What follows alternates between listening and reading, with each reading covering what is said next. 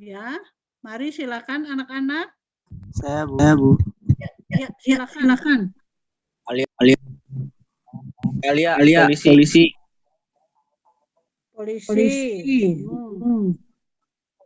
Siapa lagi? Siapa? Ada Dwi. Ya. Ya. Orang tua Dwi, siapa lagi? Tante Maya. Ya, Tante Maya. Ya.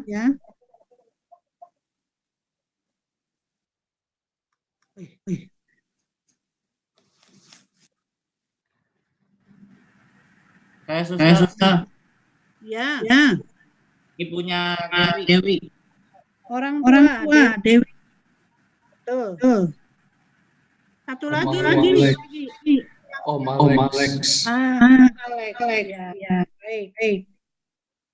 Kalau singkatnya, jadi ada Dewi, teman-teman Dewi, orang tua Dewi, Tante Maya, Alex, omnya Dewi yang mengantar dia tadi dari rumah ke tempat Tante Maya, dan Om Alex yang terakhir. Nah, dari kalau kalian melihat film tadi,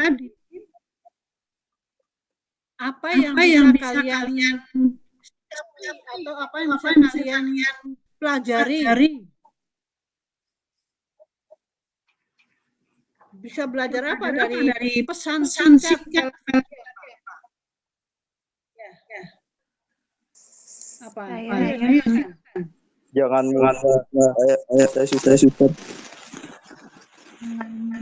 Jangan mudah sama orang lain. Ya. Baik, jangan mudah terpercaya.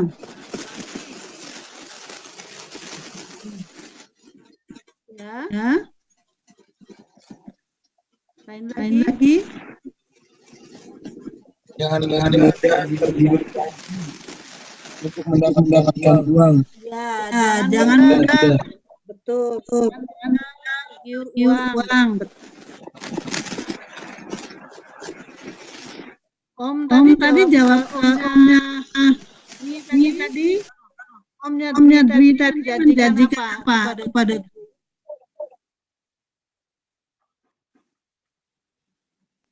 dengan ijazah seadanya akan dapat pekerjaan, kan? Bisa diatur, ya kan?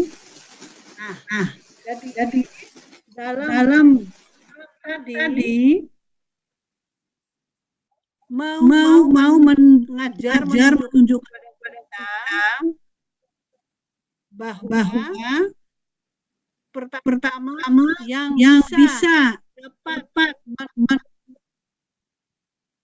menjual atau menjual itu bukan orang jauh, ya, orang Om sendiri bisa dan seterusnya. Sekarang kita melihat berikut Saras. Iya, Suster. Ya. Ya itu sudah apa yang kamu pelajari tadi supaya tidak sedang main kata tadi. Ini, Suster. Ya. Nah, sekarang dari kita lihat di kolom ini ada banyak kata dan kita bisa di atas ada tulis apa. Nah, coba kalian pilih 3 kata yang menunjukkan itu yang menunjukkan bahwa berkaitan dengan perdagangan orang. Suaranya jelek saya. Misalnya direkrut, ditampung, dikirim. Nah. Coba, siapa yang berani mencoba menjawab?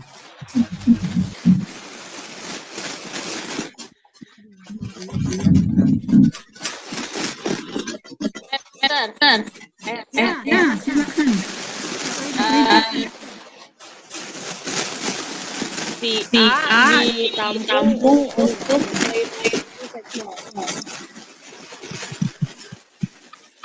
Ya. Tiga kata, tidak hanya dua, boleh tiga.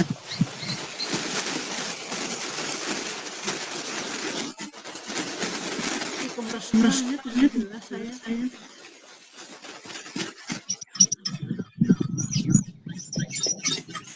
Ya. Ayo.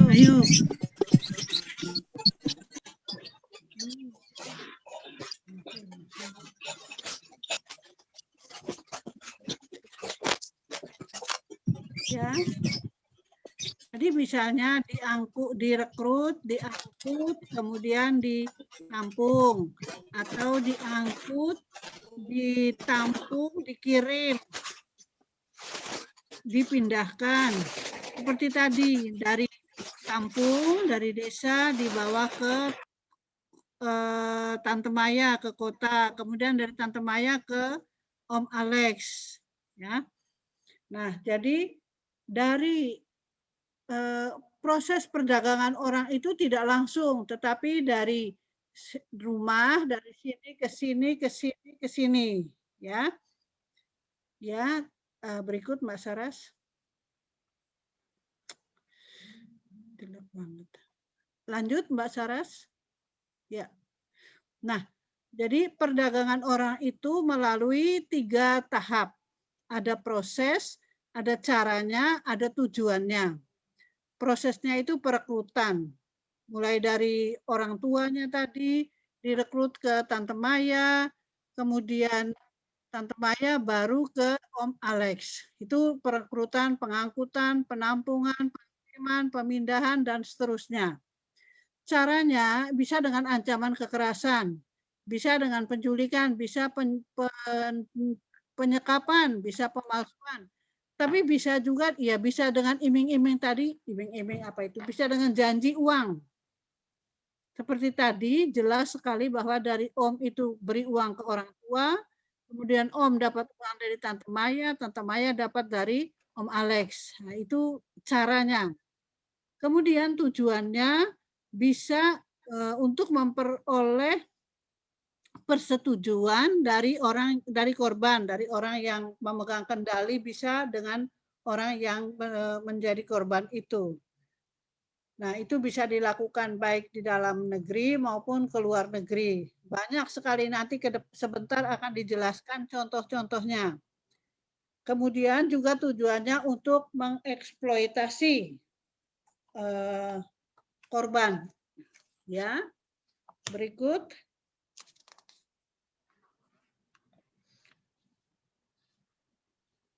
Iya, nah itu ini gambarannya. Jadi perdagangan orang itu tidak hanya pada orang dewasa, tetapi juga bisa pada anak-anak. Bedanya kalau orang dewasa itu ada proses, cara, sampai kepada tujuan.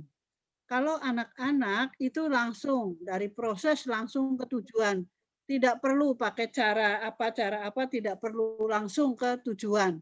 Itu perbedaan antara perdagangan orang dewasa dan anak. Jadi jangan dikira anak-anak tidak bisa diperdagangkan, bisa sekali. Orang dewasa, orang muda, perempuan, laki pun bisa diperdagangkan. Ya.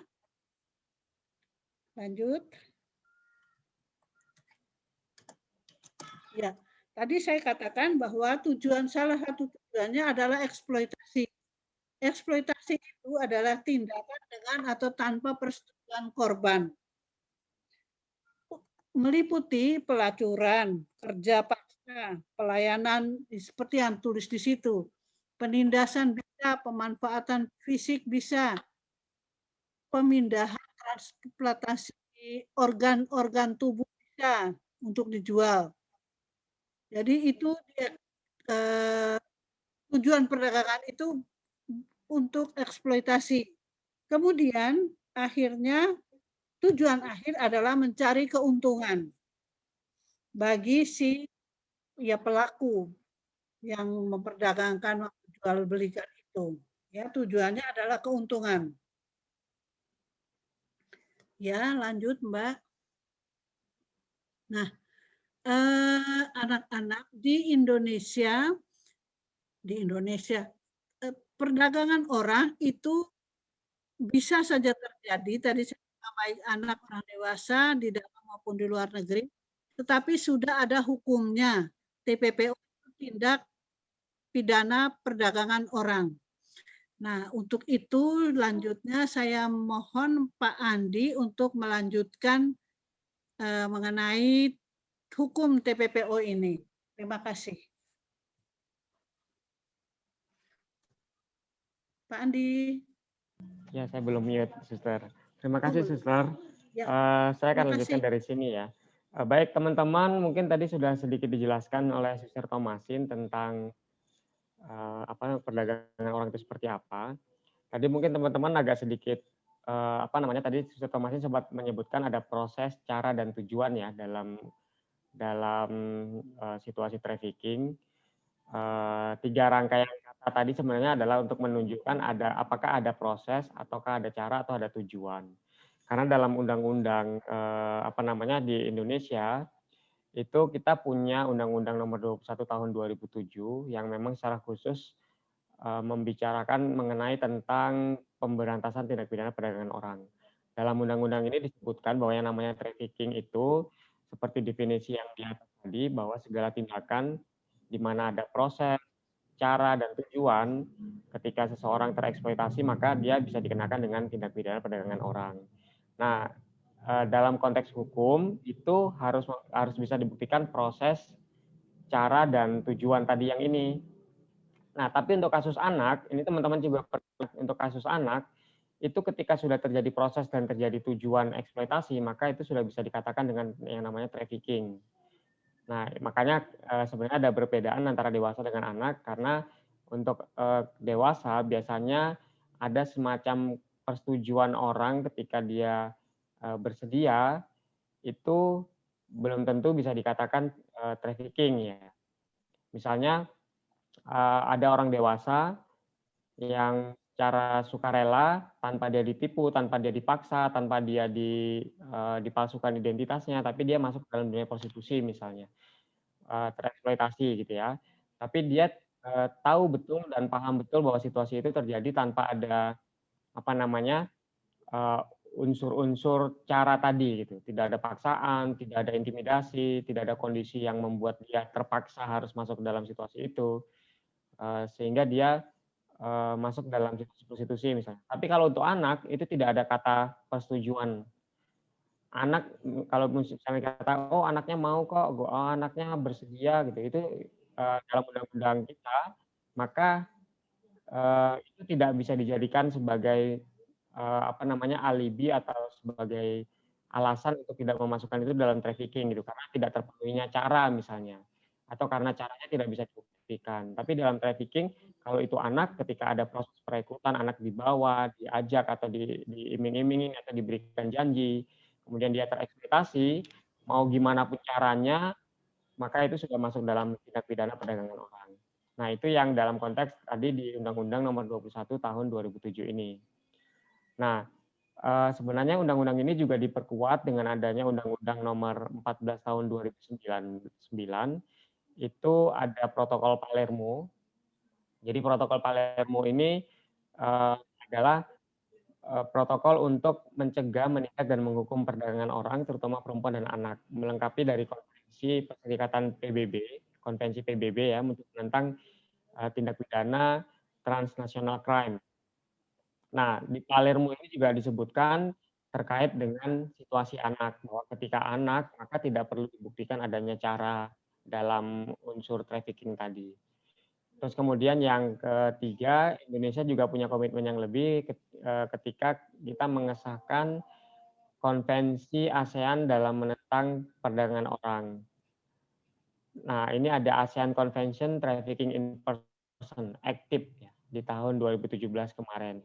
Nah, ini beberapa undang-undang yang dipakai dalam konteks undang-undang untuk TPPO. Tapi biasanya dalam tuntutan kalau atau dalam proses hukum itu biasanya akan menggunakan Undang-Undang Nomor 21 Tahun 2007. Meskipun dalam beberapa kasus untuk anak, beberapa situasi menggunakan Undang-Undang Perlindungan Anak, ada juga Undang-Undang Ketenagakerjaan gitu ya. Tapi kalau menggunakan undang-undang itu biasanya bukan mengatasnamakan trafficking. Tapi meskipun sebenarnya unsur traffickingnya ada di dalamnya. Jadi beberapa undang-undang kita itu sebenarnya bisa digunakan dalam menuntut untuk melindungi anak-anak dari situasi perdagangan orang, tinggal mengambil dari sudut yang mana gitu. Tapi dalam konteks trafficking, kalau misalnya itu adalah kejahatan trafficking, maka sebenarnya lebih kuat untuk penggunaan undang-undangnya adalah penggunaan undang-undang TPPO, Undang-Undang Nomor 21 Tahun 2007. Gitu.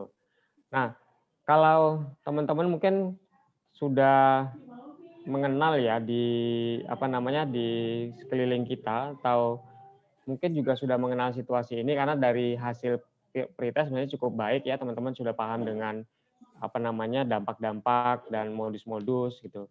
Pastinya teman-teman juga pernah melihat situasi ini di sekeliling kita ya, bahwa banyak sekali korban. Dari tahun 2015 ini datanya IOM, International Organization Migration, ini yang memang khusus mereka memantau situasi migrasi orang, perpindahan orang dari antar negara, tapi juga mendapati situasi-situasi ini di dalam negara juga. Jadi ada sekitar 9.000 lebih kasus ya, yang dari mulai tahun 2015 itu terungkap gitu. Kalau jumlah korbannya sendiri itu ada banyak perempuan, tapi tidak menutup kemungkinan bahwa laki-laki juga menjadi korban.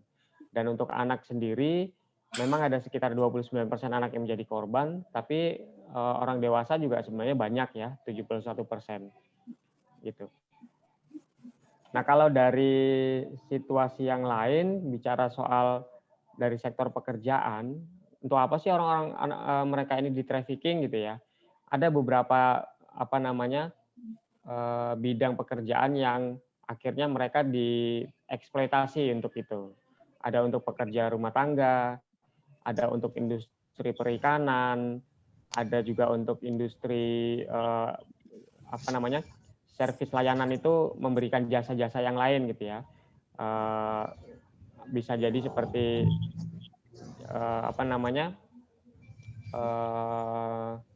saya lupa jasa-jasanya ini. Kemudian ada juga yang berkaitan dengan perkebunan, bekerja di sektor perkebunan, bekerja di sektor pabrik, kemudian ada yang disuruh untuk menjadi babysitter, ada juga untuk menjadi penjaga toko gitu ya, atau bekerja di toko gitu. Ada juga yang masuk dalam industri konstruksi atau bangunan, tapi ada juga yang masuk dalam dunia industri hiburan seks gitu, bekerja seks ya, menjadi pekerja seks dalamnya. Nah, sebenarnya situasi ini itu membuat korban merasa sangat lelah ya. Jadi karena mereka sebenarnya merasa ketika dalam proses hidupnya memiliki banyak sekali kendala dari sisi ekonomi, permasalahan-permasalahan sosial yang mereka hadapi gitu, sehingga membuat mereka akhirnya ketika ada tawaran sedikit saja merasa ini sebagai salah satu cara untuk bisa keluar dari situasi tersebut. Tapi yang tidak dipahamin bahwa ternyata situasi kerentanan korban-korban ini ternyata justru disalahgunakan oleh pelaku, sehingga pelaku bisa mengeksploitasi mereka dengan cara memberikan kekerasan, kemudian mempermalukan si korban, dan banyak lagi yang cara-cara yang lain ya. Nanti kita akan bicara soal modus juga. Nah, kalau dari video tadi kan teman-teman juga sudah lihat ya bahwa dalam tindakan tadi ternyata ada paman ya, adik si ayahnya tadi itu yang membawa si Dewi pergi ke Tante Maya gitu ya, membawa Dewi ke Tante Maya untuk dijual ke Om Alex ya. Nah, artinya ada peran orang tua atau peran keluarga yang terlibat di dalamnya. Ini sebenarnya salah satu modus pelaku, sindikat-sindikat pelaku untuk berupaya bagaimana mereka bisa lebih aman dan membuat korban itu bisa terikat ya secara emosional gitu, sehingga enggan untuk melapor karena ada keterlibatan orang tua, apalagi kalau misalnya orang tua menerima sesuatu dari pelaku gitu ya, atau dari apa namanya istilahnya yang merekrut itu dari agen misalnya, sehingga mereka akhirnya terindikasi sebagai ikut serta melakukan tindak kejahatan perdagangan orang. Tuh. Jadi di sini ada majikan, ada agen atau calo atau sponsor, oknum-oknum perekrut tenaga kerja, sindikat perdagangan orang, bahkan ada beberapa situasi yang melibatkan aparat di pemerintahan. Jadi aparat pemerintahan itu bisa misalnya terlibat dalam memasukkan dokumen, memasukkan KTP, identitas si anak dan segala macam.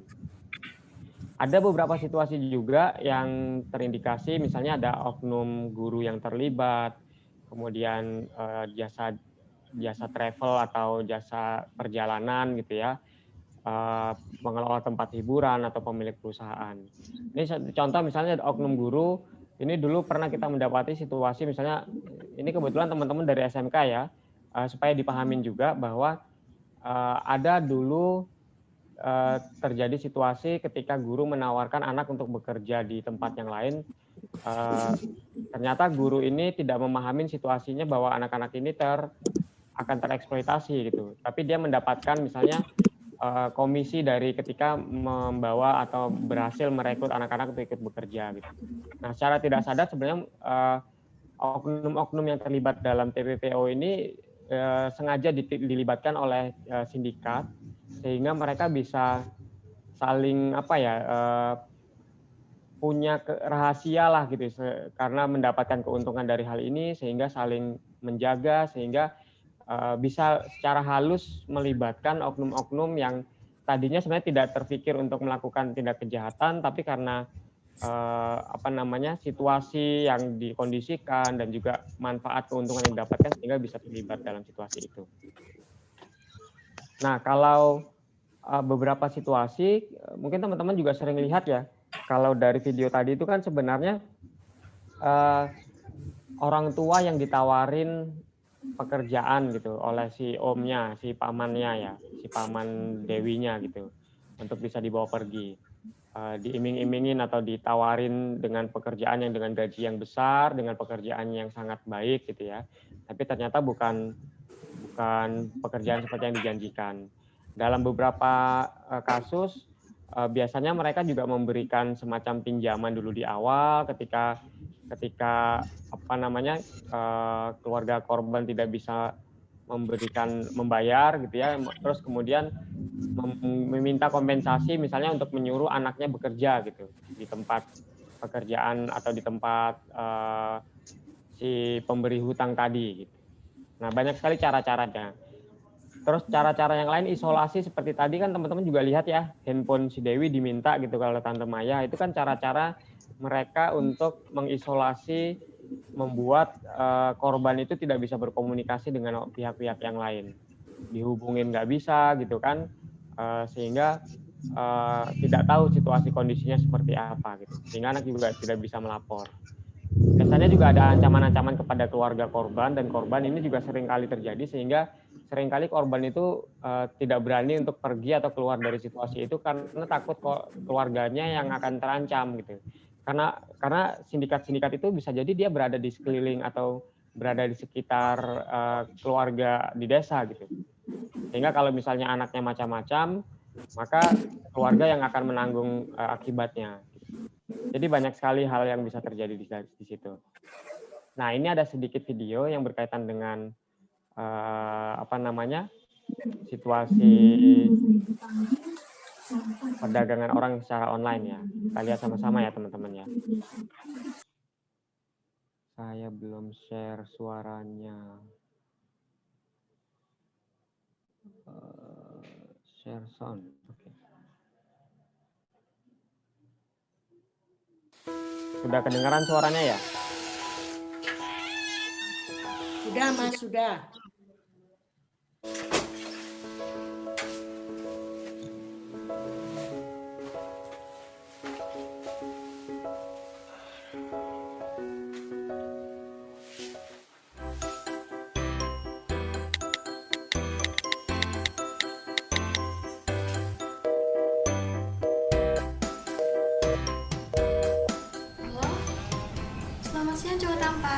Halo, selamat siang juga cantik. Hari ini kita jadi ketemu kan? Jadi dong, tempatnya di tempat yang udah kamu tentuin kan? Iya. Sampai ketemu di sana ya. Oke deh, sampai ketemu di sana. Oh ya kak, di rumahku ada hadiah. Kakak yang ngasih ya? Iya. Gimana? Kamu suka nggak bajunya? Ya ampun, Kak. Suka banget kak. Kakak tahu nggak sih kak? Seumur-umur aku kenalan sama cewek, baru kali ini kak, aku dapat kado, tau nggak? Emang iya? Wajar dong kalau aku ngasih hadiah ke kamu. Kan aku mau meninggalkan impresi yang baik buat kamu. Ya nggak apa-apa sih kak. Cuma aku jadi makin gak sabar aja kak. Pengen ketemu sama cewek yang baru aku kenal 2 bulan, belum pernah ketemu sebelumnya, tapi baiknya minta ampun sama aku kak. Makasih ya kak. Ya udah kalau gitu, dibalas aja dengan kamu nggak telat nanti sore, oke? Oke deh, kakak cantik.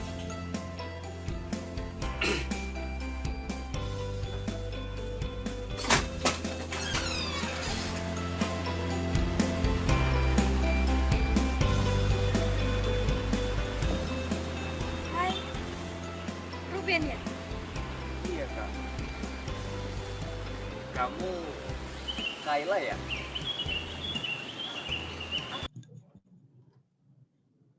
Aku punya sesuatu loh buat kamu. Apa itu kak? Tapi kamu harus tutup mata dulu. Begitu. Ya udah deh.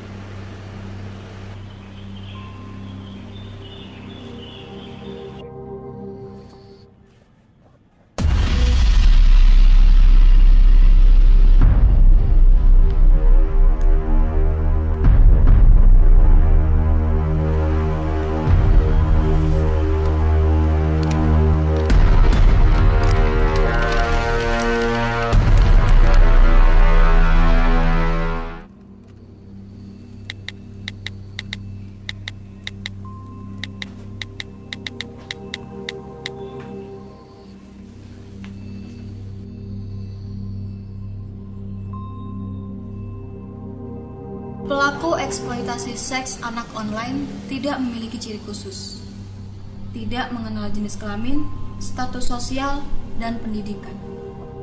Berhati-hatilah dengan aktivitasmu di media sosial. Berhati-hati dengan siapa kamu berkenalan. Berhati-hatilah dengan siapa yang akan kamu temui, karena hal seperti ini bisa terjadi kapan saja. Waspadalah selalu.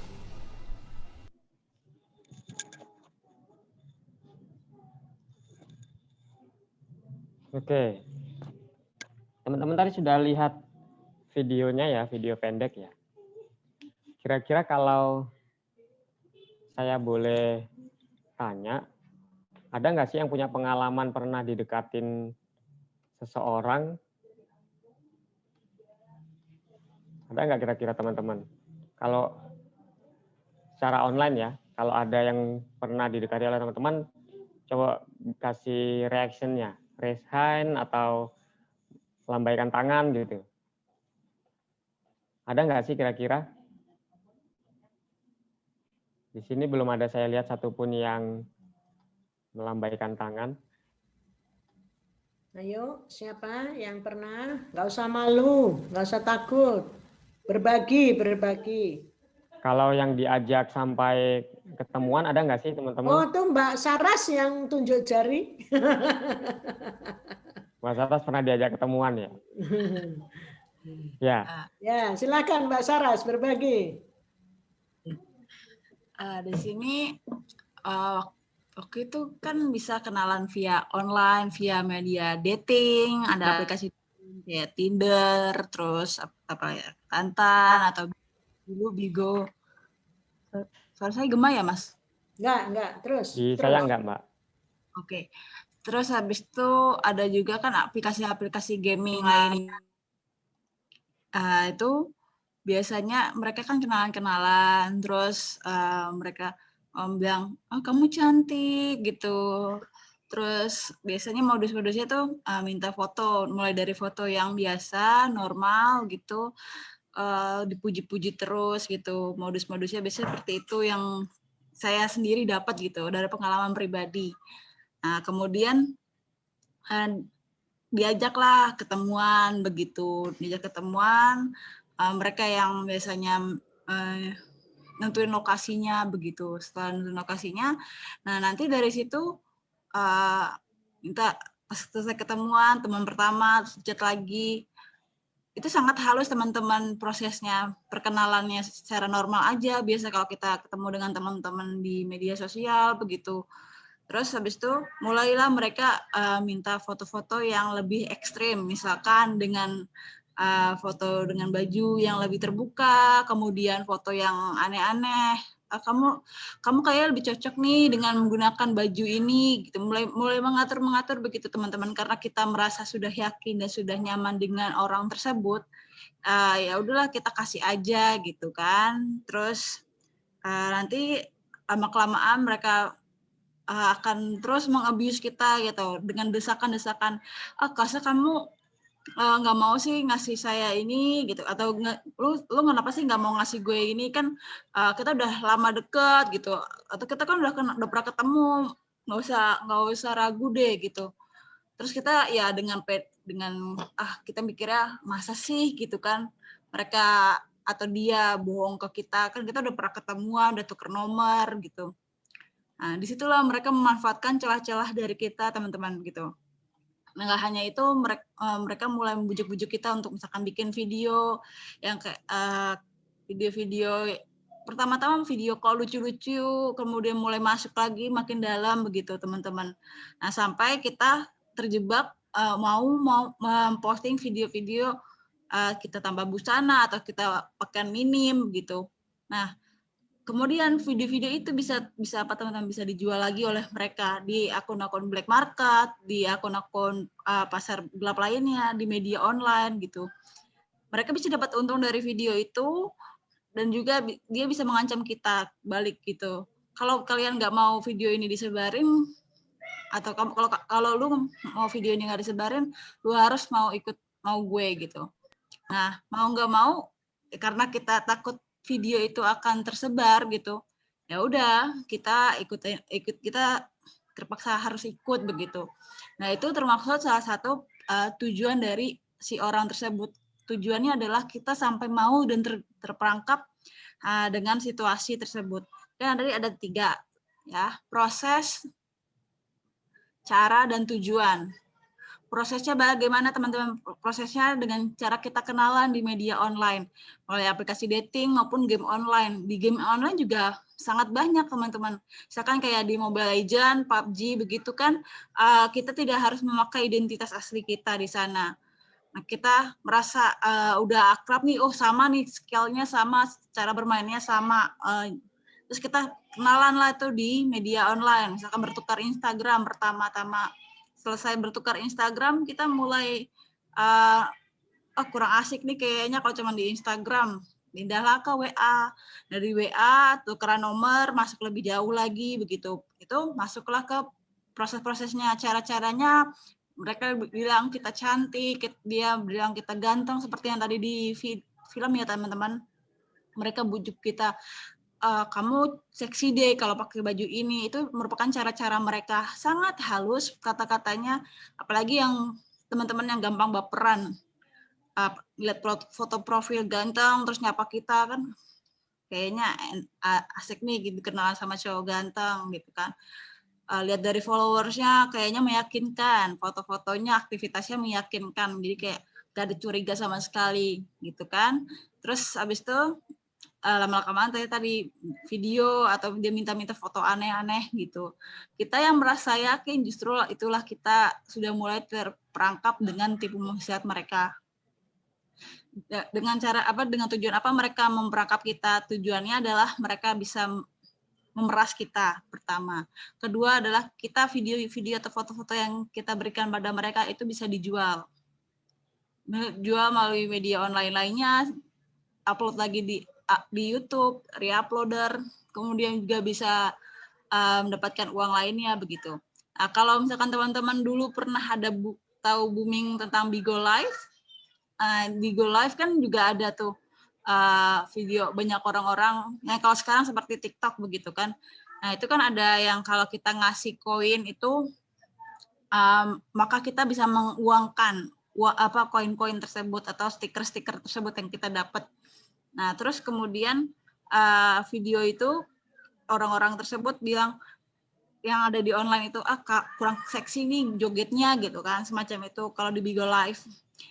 Nah, selama kalian merasa yang penting saya bisa dapat uang nih dari Bigo nih dengan goyang-goyang aja gitu ala-ala TikTok gitu.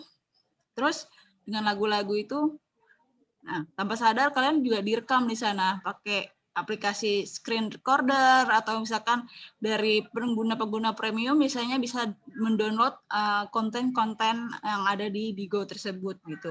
Nah setelah di-download mereka bisa menjual lagi yang lebih banyak lagi, semakin banyak dijual begitu. Kalau misalkan dibikin piramida itu ya para korban yang paling bawah dimanfaatkan konten-kontennya, pemanfaatan konten, pemanfaatan picture atau foto-foto begitu. Kemudian di atasnya dengan uang Bitcoin atau misalkan uang-uang yang secara elektronik itu melalui koin-koin, melalui stiker yang bisa dinilaikan uang. Kemudian nanti di atasnya lagi masih banyak oknum-oknum yang di jalan yang tinggi-tinggi, misalkan kayak penyedia jasa video-video bokep online gitu. Seperti itu. Itu tujuan mereka adalah mendapatkan uang secara instan dan online begitu. Itu melalui melalui aplikasi dating atau melalui ataupun aplikasi lainnya begitu. Nah, di sini penyebab terjadinya perdagangan orang. Bisnis yang menjanjikan uang. Ya seperti itu. Cara untuk mendapatkan uang melalui internet dengan cara membujuk rayu. Ada juga dengan modus influencer. Bagi teman-teman yang di sini yang punya followers banyak itu juga perlu berhati-hati atau misalkan melihat benar-benar apakah benar orang ini akan mengendorse kalian atau tidak begitu. Misalkan kayaknya kamu followersnya banyak nih gitu kan. Caranya seperti itu. Kayak kamu punya followers banyak, gimana kamu mau nggak endorsein produk kita? Produknya kecantikan kok, pakai pakaian atau baju swimwear atau pakai baju renang. Ini caranya cuma kalian cukup foto aja kok, terus taruh di feed Instagram kalian dengan caption bla bla bla. Nah terus kalian kirimlah foto kalian gitu kan, kayak gini posenya ya, udah bagus Kak atau udah bagus belum sih gitu kan. Terus mereka bilang belum, ganti gaya gitu. Nah foto-foto yang kalian share itu bisa mereka share, itu bisa aja mereka menjual atau memakai foto-foto kalian yang mereka bilang ini kurang cocok dengan brand ini, kurang cocok untuk memperagakan busana mereka begitu. Jadi kalian itu caranya, prosesnya kalian merasa bahwa kalian merasa udah jadi selebgram gitu. Pede nih, kita udah bisa ada brand masuk ke Instagram kita. Terus habis itu tujuannya apa? Tujuannya biar kalian bisa mengirim foto-foto ke mereka. Jadi saat kalian sudah ingin terjun ke dunia selebgram begitu, coba perhatikan baik-baik apakah benar produk tersebut benar-benar real dan bisa terpercaya, dan kalau bisa kalian verifikasi lagi gitu. Jangan sampai foto-foto kalian atau video kalian menggunakan produk tersebut secara ilegal digunakan oleh mereka, dan perhatikan perjanjian kerjasama antar brand, antar produk dari mereka dan ke kita. Harus ada perjanjian tertulis bahwa video yang digunakan itu sesuai dengan pilihan mereka, satu, dan juga yang video tidak terpakai harus dihapus begitu, agar melindungi kalian juga. Ada contoh? Ya, itu contoh-contohnya. Ya, satu lagi itu ada film kecil Mbak Saras. Oh iya. Ya, film. Kita nonton film sebentar, 2 menit. Apanya Om Cik? Ngapain? Tolong di unmute, yang tidak bicara di unmute.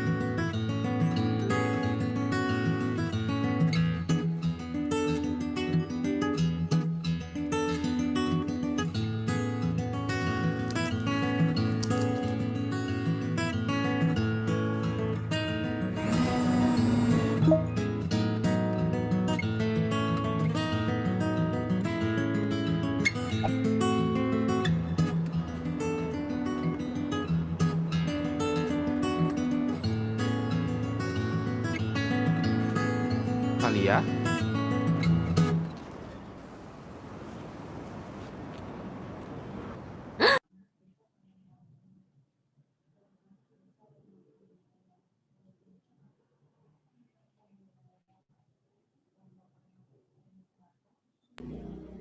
Ya, Saras.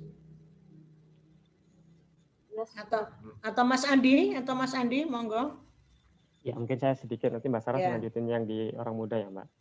Jadi teman-teman tadi udah kelihatan ya, ada sebuah video yang terakhir tadi anak perempuan yang dia melakukan percakapan secara online terus janjian, tapi ketika janji ketemunya bukan sama orang yang ada di profil gitu, tapi seseorang yang lain ya, yang dia nggak kenal, ternyata usianya sudah dewasa dan kemudian menangkap si cewek tadi gitu.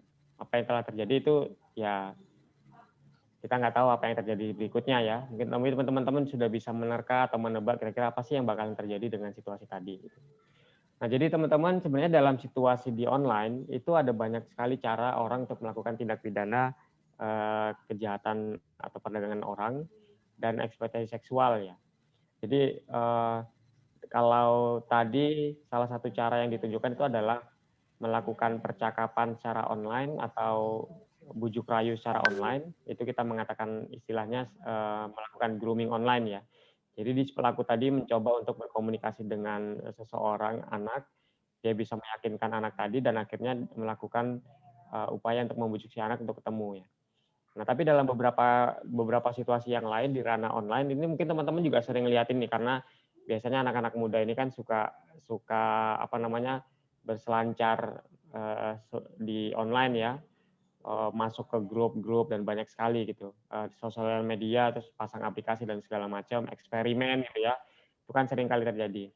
Nah, dalam beberapa situasi ternyata ada banyak juga pelaku-pelaku yang membuat grup-grup dalam sosial media, pakai itu di grup WhatsApp, Facebook, di Instagram dan yang lain-lain yang mereka ternyata menawarkan tadi apakah prostitusi anak, apakah live streaming untuk bisa live chat juga gitu untuk bicara-bicara soal seksualitas gitu. Tapi dengan target adalah anak-anak yang menjadi subjek untuk diajak ngobrol gitu. Nah, dalam beberapa situasi juga ada yang menawarkan di ranah online itu kadang-kadang ada tawaran-tawaran pekerjaan yang menggiurkan ya, sehingga kadang-kadang ketika orang tadi putus asa, dia tidak mendapatkan ekonomi yang lebih baik, akhirnya gampang sekali untuk masuk ke dalam iklan sponsor atau iklan untuk bekerja tadi ya. Kemudian juga ini yang ada beberapa situasi yang sempat terungkap juga, Jadi ada grup Instagram yang isinya tentang idola-idola anak-anak remaja yang memang sengaja mengumpulkan anak-anak remaja, tapi ternyata mereka bukan hanya mengumpulkan saja, tapi juga memprofiling. Jadi profil kalian itu dilihat, dipantau oleh si pemilik grup ini, sampai akhirnya mereka nanti bisa mendapatkan informasi untuk bisa melakukan percakapan secara personal kepada anak-anak yang ada di grup tadi, sehingga bisa meyakinkan dan bisa merekrut mereka untuk terlibat dalam aktivitas-aktivitas tindak pidana perdagangan orang tadi atau eksploitasi seksual. Gitu. Jadi ada juga yang diajak ya untuk datang ke satu tempat, tapi setelah itu akhirnya mendapatkan kekerasan seksual gitu. Bahkan ada juga yang diajak oleh teman-teman sebayanya. Jadi cara-caranya juga banyak, ternyata ada yang diiming-imingin ya dalam proses itu dengan cara-cara untuk mendapatkan pacar. Bahkan waktu itu kita juga pernah mendapatkan ada pacar anak SD dan SMP gitu ya. Grup-grupnya itu ternyata banyak sekali anak-anak yang di usia SD dan SMP yang masuk di dalamnya, tapi ternyata orang-orang dewasa juga ada yang dalam situ gitu, menyamar sebagai seorang anak-anak gitu. Yang akhirnya mereka dengan leluasa untuk bisa berinteraksi dengan anak-anak tersebut, tukar-tukar nomor telepon, tukar alamat dan segala macam.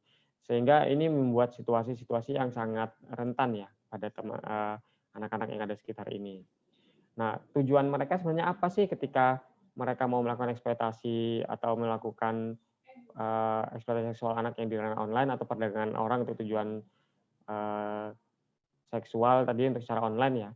Sebenarnya itu tadi dalam tindak pidana perdagangan orang itu kan ada beberapa orang yang memang memanfaatkan anak-anak ini sebagai sumber uang. Jadi tadi Mbak Saras menceritakan bahwa ternyata dari gambar-gambar atau video-video juga bisa dijadikan sebagai sumber penghasilan mereka. Mereka bisa buat grup lagi, bisa jual foto-fotonya lagi gitu. Yang akhirnya itu mendatangkan uang cukup banyak gitu.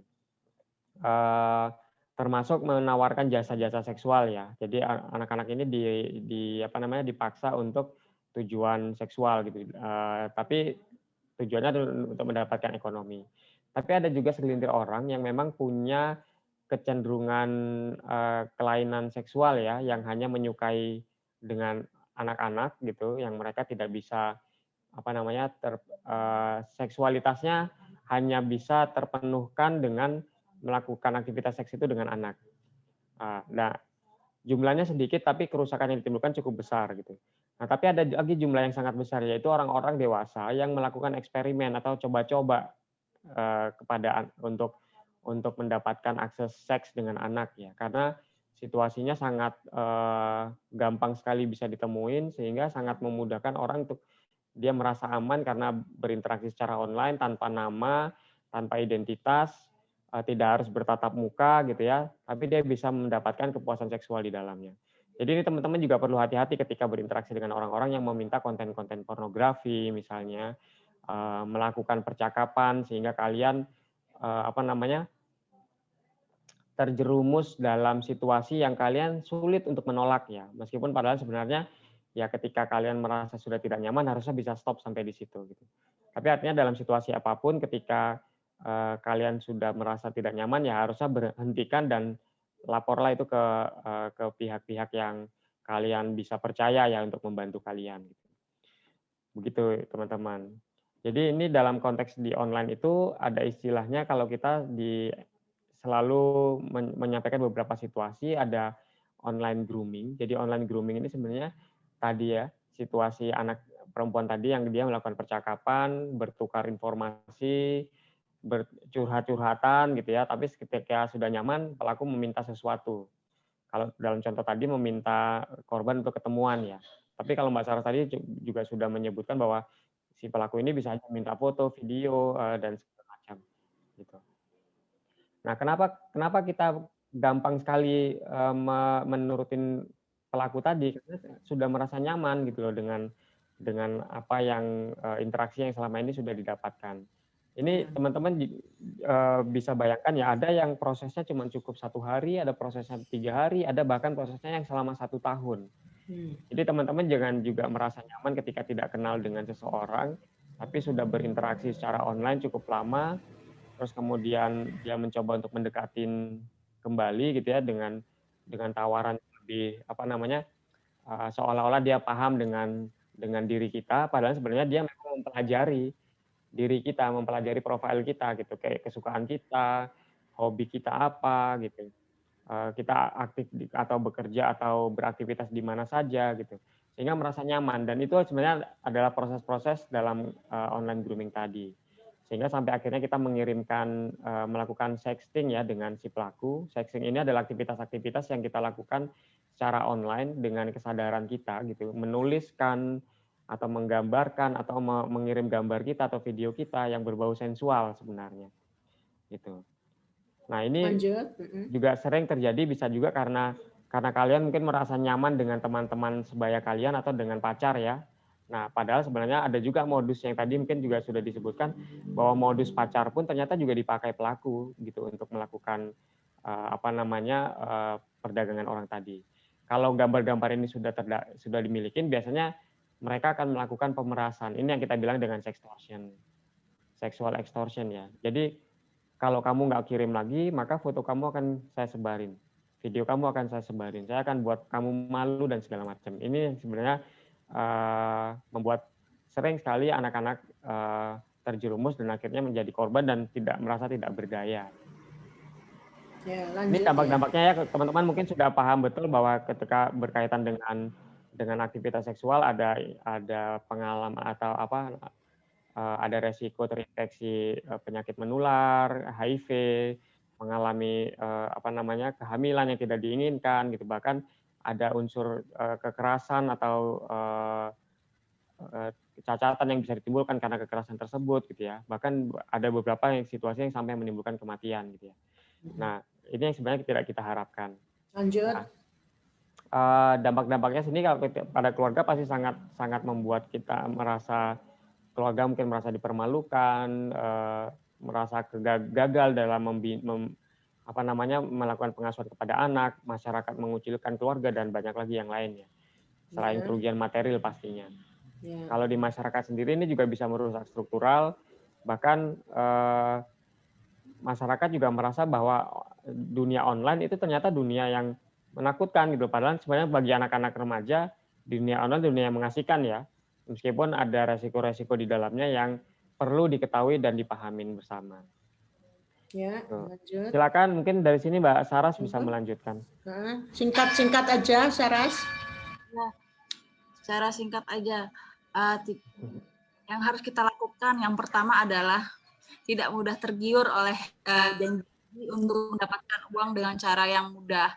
Kita harus tahu betul, cari tahu, mendalami terkait dengan pekerjaan ataupun dengan kita berkenalan dengan orang lain, apakah benar orang ini real ataukah sifat-sifatnya itu beneran ada gitu. Dan waspada terhadap cara penipuan yang akan digunakan oleh pelaku. Kita harus tahu celah-celah kita di mana dan jangan terlalu baper kalau kenalan sama orang gitu. Mengenal persyaratan bekerja dalam negeri maupun luar negeri. Bila kita ingin bekerja, kita harus save data pribadi kita bila kita ingin bekerja di luar negeri. Jangan sampai kita memberikan KTP asli, ijazah, akte lahir, semua yang kita miliki berkas asli harus tetap kita simpan sendiri. Jangan sampai kita ada perusahaan ataupun bukan keluarga kita atau diri kita sendiri. Terus berusaha meningkatkan pengetahuan dan keterampilan.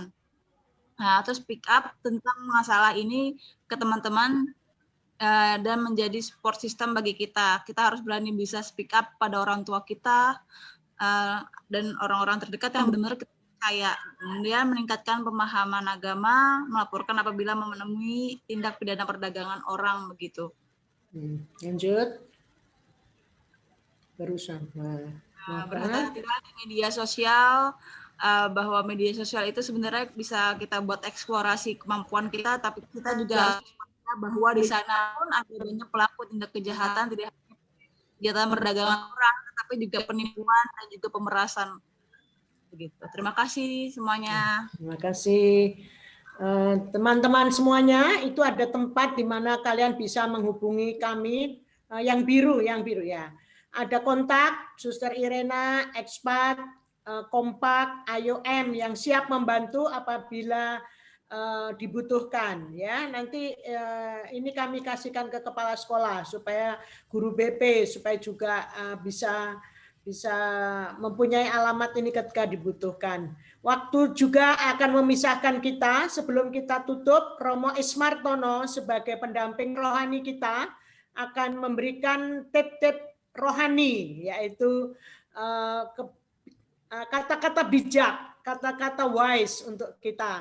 Monggo Romo Ismartono, sebelum sesudah itu nanti Mbak Saras untuk menyampaikan kampanye 60 detik. Sekarang waktunya Romo Ismartono, monggo. Terima kasih Suster. Pertama-tama saya ingat akan lagu yang kita nyanyikan sebelum acara seperti ini, yaitu Indonesia Raya. Di dalamnya ada kata-kata bangunlah badannya, bangunlah jiwanya, bangunlah badannya. Membangun jiwa itu pertama-tama yang harus dilakukan untuk agar bangsa ini tetap berlangsung. Dan sebagai usaha untuk itu, pemerintah kita memperhatikan pendidikan.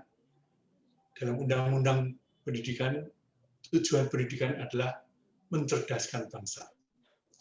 Dalam masa COVID ini, proses belajar mengajar sangat sulit. Kelas yang dulu ada tidak bisa hadir lagi. Tapi pemerintah tidak diam saja. Dia mengusahakan alat sedemikian agar internet diperbaiki. Maka banyak orang mengusahakan kelas-kelas yang tidak lagi beratas tembok segi 4, tapi online. Dan Bapak dan Ibu Guru, banyak yang mengusahakan, dan hampir semua sejauh saya cermati, mencari jalan bagaimana mencerdaskan bangsa dengan cara yang baru bagi semua. Pemerintah menambah kapasitas internet, Bapak dan Ibu Guru mengusahakan pekerjaan itu. Saya ikut mengapresiasi dan mengharap hasilnya. Namun, ketika internet diperbaiki, siapa yang juga menyelinap masuk untuk mempergunakannya? Seraya Bapak dan Ibu Guru mengusahakan yang terbaik untuk membuat pendidikan dan pengajaran. Mereka membuat aplikasi-aplikasi untuk tidak mencerdaskan bangsa, untuk tidak membangun jiwa, yaitu aplikasi-aplikasi untuk memperdagangkan manusia. Maka silakan Bapak Ibu Guru, Anda adalah orang utama sekarang yang akan membina jiwa anak-anak muda ini. Semoga dalam situasi sulit ini, Anda tidak menjadi sedih di akhir proses ketika anak-anak sudah cerdas, akhirnya jadikan bahan perdagangan. Dan kepada Mas Andi, Suster Irina, Saras, dan tim ini, Suster Thomasin, semoga usaha Anda ini tetap dapat dikembangkan dengan baik, karena ini diperlukan dan mendesak. Dan semoga apa yang dilakukan oleh Suster Irin dan teman-teman ini, lebih-lebih Pak Andi yang Anda pada ujung tombak di lapangan, memegang nadi bangsa ini, bagaimana usaha-usaha jahat mau merusak bangsa dapat selalu terberkati, menjadi gembira dalam usaha, dan bekerja sama. Dan pada anak-anak semua, semoga Anda yang telah bertahun-tahun belajar dengan baik, menjadi cerdas dan bahkan memiliki skill yang luar biasa dalam SMK ini, dapat mempergunakan kemampuan, keterampilannya untuk membangun bangsa Indonesia kita juga bersama-sama. Selamat berjuang. Terima kasih. Terima kasih kepada Romo Ismartono. Kita akan segera mengakhiri.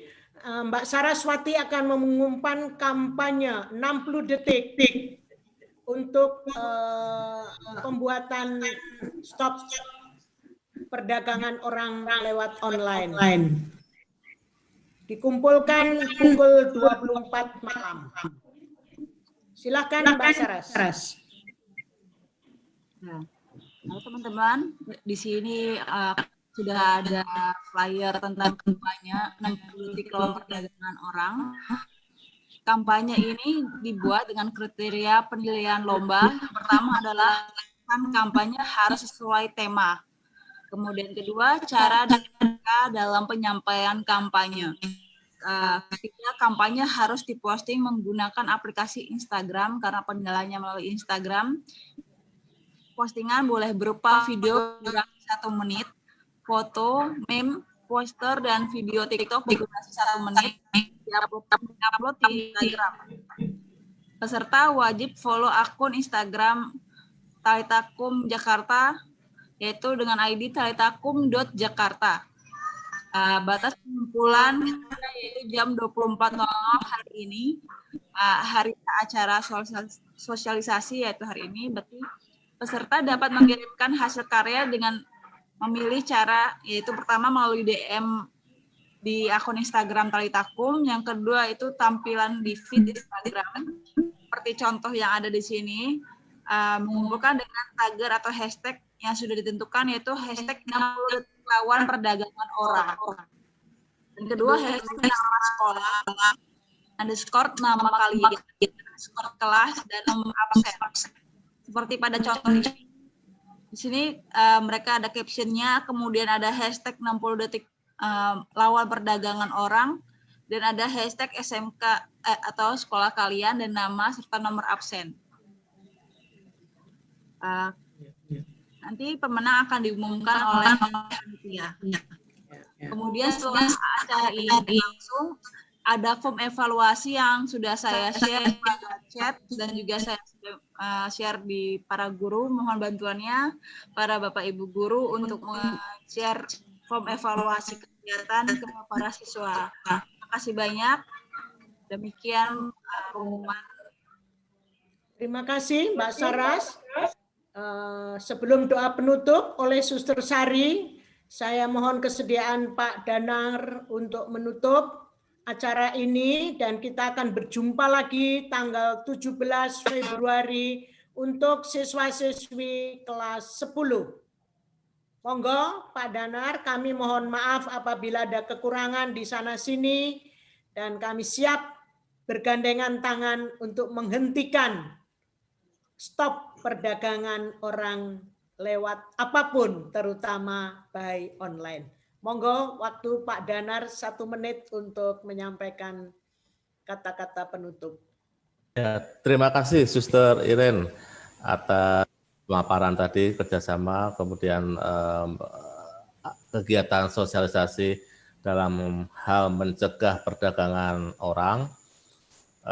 Harapannya nanti di sini anak-anak bisa melihat tadi ya tip-tip atau model-model orang yang mau membujuk gitu, seperti itu yang kita harapkan seperti itu, sehingga dalam keadaan sulit atau dalam keadaan terpojok pun atau dalam keadaan terhimpit ekonomi tetap masih bisa menggunakan nalar yang sehat seperti itu. Ya. Demikian untuk sambutan dari saya, atau penutupnya ucapan terima kasih atas kerjasama yang diberikan kesempatan kepada kami dari Talitakum. Semoga acara ini bisa berlanjut lagi. Teman-teman tadi tawaran untuk minggu tanggal 17 ya, kita akan tindak lanjuti untuk sosialisasi di kelas 10-nya seperti itu, Suster. Terima kasih Pak ya. Danar, matur nuwun. Apakah Sama-sama. Suster Sari ada di grup ini? Monggo. Kita tutup doa oleh Suster Sari dan berkat dari Romo Ismartono. Monggo Suster Sari Putri Kasih. Baik, Mari teman-teman kita tutup pertemuan pada siang hari ini dengan doa. Saya akan pimpin secara Katolik. Dalam nama Bapa dan Putra dan Roh Kudus. Amin. Amin. Allah Bapa yang Maha Kasih, puji dan syukur kami haturkan kehadirat-Mu atas kasih dan karunia yang boleh kami terima panjang hari ini. Terima kasih atas sosialisasi pada siang hari ini.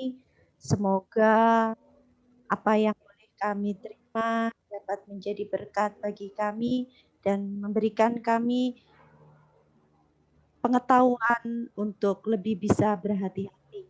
Kami percayakan seluruh kegiatan kami ke dalam tangan-Mu. Mohon berkat dari Romo. Marilah kita siapkan hati kita untuk menerima berkat-Nya. Tuhan sertamu Dan sertamu juga. Semoga kita semua dibimbing,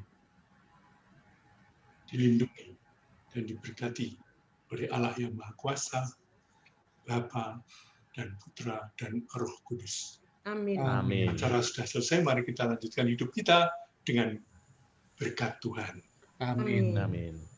Terima kasih kepada Romo Ismartono, para suster, Bapak Danar, beserta staf guru, dan istimewa putra-putri kita, SMK, Grafika, Desa Putra, LE yang sudah setia mengikuti, mendengarkan. Semoga apa yang kami berikan bisa sedikit paling tidak membantu meneguhkan pengetahuan Anda, menambah wawasan Anda, ya. Itulah sisi lain dari media sosial yang kita gunakan. Mohon maaf apabila ada kekurangan di sana sini. Grup masih ada, nanti besok kami akan umumkan juara-juara per kelas. Juara 1, 2, 3, kelas pertama, juara 1, 2, 3, room 2, juara 1, 2, 3 untuk kelas yang ketiga. Jadi ada 9 yang akan mendapat hadiah, yang akan kami kirim langsung ke rekening putra-putri Anda masing-masing. Sekali lagi, terima kasih, selamat berlomba, semoga Anda beruntung karena apresiasi pada siang hari ini sungguh-sungguh mengagumkan. Kesetiaan Anda, ketekunan Anda, seriusan Anda menyimak. Matur nuwun para guru. Sama-sama. Sami-sami, Suster. Mohon maaf lahir batin. Terima kasih. Selamat sore. Selamat sore. Anak-anak, terima kasih. Terima kasih. Anak-anak hebat. Anak-anak hebat. Grafika memang oke, Grafika. Wah. Terima kasih, Suster.